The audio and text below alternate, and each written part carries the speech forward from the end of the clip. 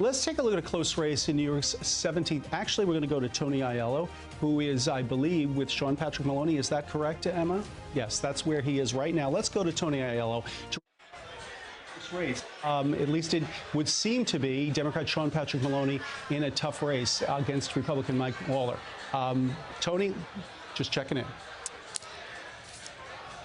Dick having a little bit of trouble with the headset. It just got quiet in the room. We were expecting Sean Patrick Maloney to Zoom with this crowd at some point. Why Zoom, you ask? Well, that's because he's not going to come to the party. Late this afternoon, we were alerted by the campaign that Sean Patrick Maloney, who chairs the Democratic effort to keep control of the House of Representatives, that he would go ahead and fly to Washington, D.C. In his role as D-Trip-C, as they call it, chair. Rather than come to this party. It's hard to know what exactly to read into that. His campaign is making it sound as if, well, normally the D-Triple-C chair would be in Washington, D.C. on election night, and he felt that he wanted to go there. The fact that it came at the last minute, really with no warning to the media, kind of has some people wondering and trying to read the tea leaves. I believe we have a map loaded showing the current configuration of the New York 17th Congressional District. Sean Patrick Maloney is in Congress right now, representing the 18th Congressional District. But redistricting moved his home in Putnam County from the 18th to the 17th. It now stretches from southern Dutchess County, all of Putnam, northern Westchester, and new to this district is Rockland County to the west. And so that's really been the wild card here. How would Sean Patrick Maloney do in this newly configured district? There's been some complaints from not really complaints, but comments from the Maloney camp. Well, you know, the Republicans spent $10 million on this race. That would make any race competitive. But they don't throw money at a race if they don't think they can win it. So they thought that they saw with redistricting some vulnerabilities for Sean Patrick Maloney. They put a lot of money into this race. And indeed, as of right now, Mike Lawler has the early lead. We're waiting for more results to come in from Westchester County, which is notoriously slow in reporting results. I don't know why. I've been covering news up here for a quarter century, and Westchester is always late getting the results out. So the Republicans are looking at key precincts in Westchester County, Mount Pleasant, and Yorktown. The Democrats are looking in Peekskill, town of Cortland, and then in Rockland, in the Hasidic communities in and around New Square, because some very influential rabbis endorsed Sean Patrick Maloney after getting a phone call directly from the President of the United States to help seal the deal. Bill Clinton also lobbying the influential rabbis in the Hasidic community to endorse Sean Patrick Maloney.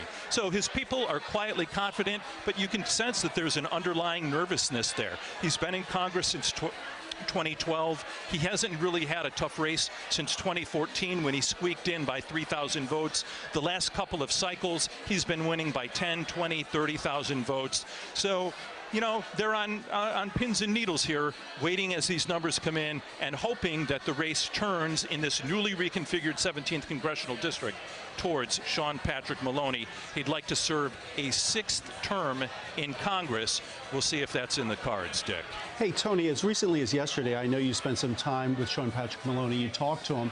What kind of a sense were you getting from him? Because there's two ways to look at this. Either A, he got out of Dodge because he thought he might lose, or B, he's so incredibly confident, and we know he can't be, that perhaps he feels he can lead.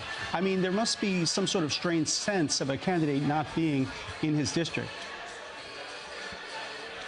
You know, Dick, it's hard to say because I don't know him well. I get to know any number of elected officials pretty well, but for whatever reason, my paths have just not crossed very often with Sean Patrick Maloney. Having said that, I talked to him at his home in Putnam County. He was working the phones. He obviously has this kind of macro job this session of overseeing Democratic efforts across the country, and that clearly has been taking up a lot of his time. I don't think anyone a year ago expected this race to be so competitive. If you chair a congressional campaign committee for either the Democrats or the Republicans, you're typically in a pretty safe seat and can afford to be out of your district on election night. So he made the decision late this afternoon at some point to head to Washington. Read into that what you will. Again, his campaign is basically saying because of his duties with the DCCC, the Democratic Congressional Campaign Committee, he felt that he should be in Washington, D.C. So what did Sean Patrick Maloney tell me yesterday when I interviewed him? He told me that he thought he had a really good get out the vote effort.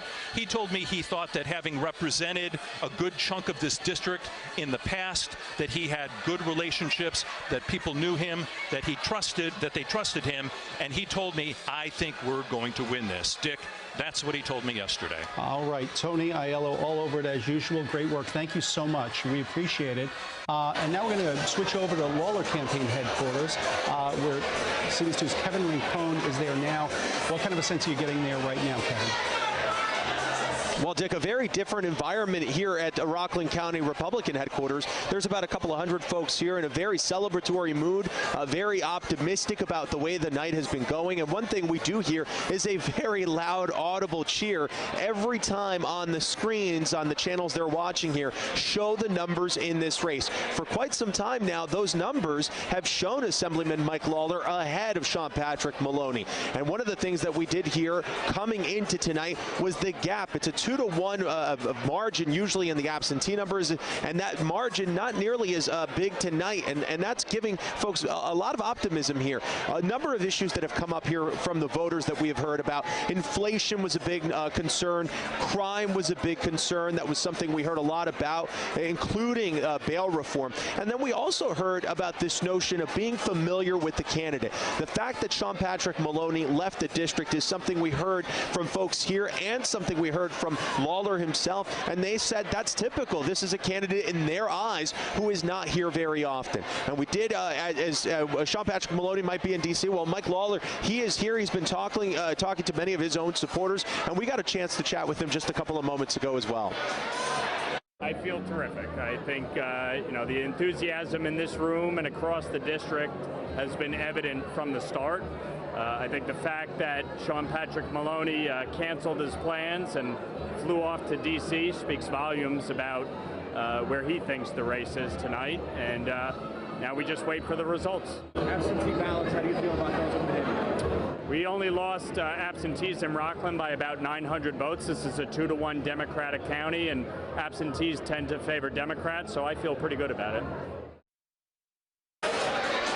And right now, with about 54% of the vote, Sean Patrick Maloney is trailing Assemblyman Mike Lawler 54-46. So a very tight race with a lot of numbers and a lot of votes yet to be counted. For Live in Pearl River, Kevin Rincon, CBS 2 News. All right, Kevin, thank you very much.